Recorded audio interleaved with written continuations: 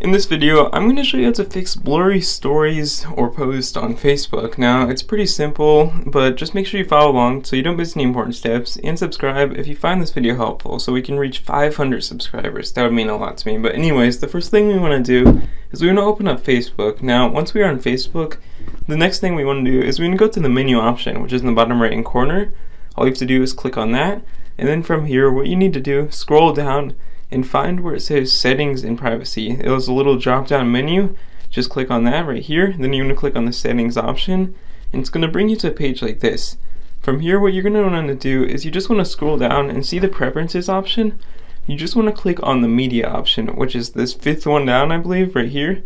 Once you click on that, we just want to turn on the optimized feature, and we actually want to turn on, toggle on, whatever you want to call it, the feature to optimize the media quality. And this basically will allow everything to be posted and be viewed in full quality using maximum data or Wi-Fi connection so that it can be viewed at the crispest quality of all time. And if you found this video helpful, leave a like down below and subscribe, because we're trying to reach 500 subscribers and it would mean a lot to me.